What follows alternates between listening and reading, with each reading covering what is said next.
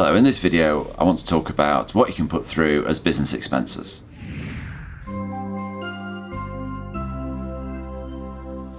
Business expenses, people get excited about business expenses because the more business expenses you have, the less tax you pay. And in my experience, people don't like paying tax. I'm going to give some examples of business expenses that you might have. If there are things that you're concerned about, then please write in the comments section. I'll be interested to hear what your thoughts on expenses are. And if you'd like to subscribe, you won't miss any future videos. With business expenses, what you can claim is something that's wholly and exclusively for business. So that's the simple rule. So wholly and exclusively. So wholly, that means entirely for business, and exclusively, it means just for business. So they have to be for your business.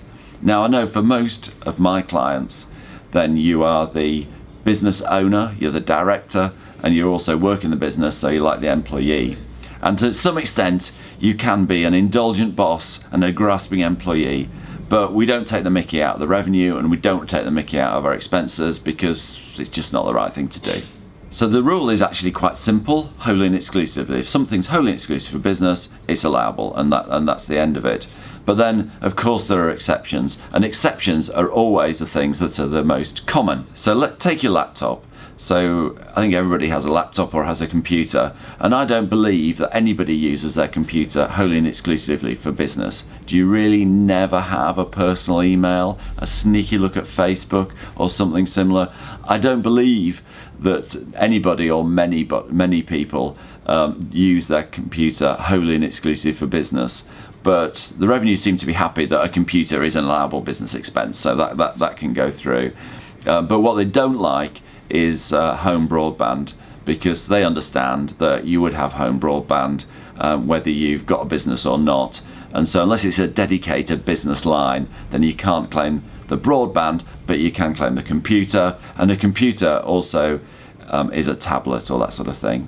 A phone is also a computer, and there are special rules on phones. So phones are allowable, and they're not a taxable benefit.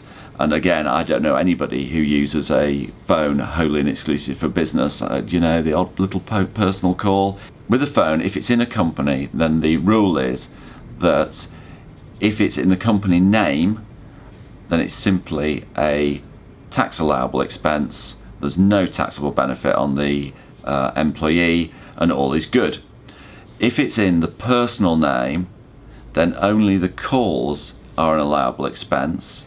But if you're on a contract, you probably don't have any calls, so therefore none of it is allowable, and that's quite an important distinction. So your phone should be in the company name.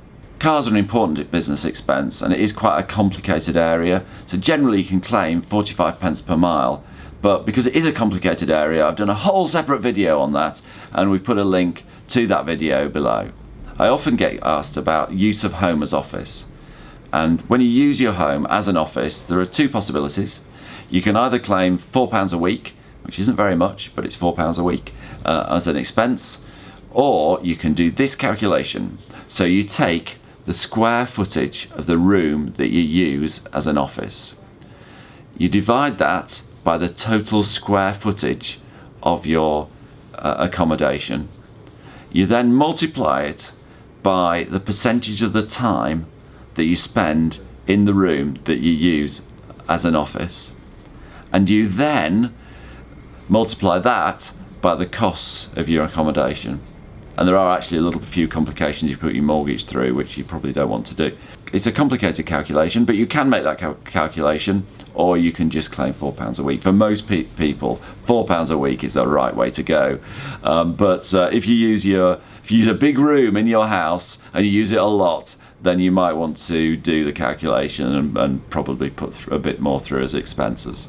Travel costs are an important business expense, and the travel costs and the subsistence while you're away follow each other. So if the trip is wholly and exclusive for business, then the subsistence, i.e. eating out while you're away, is also allowable. So that one follows the other.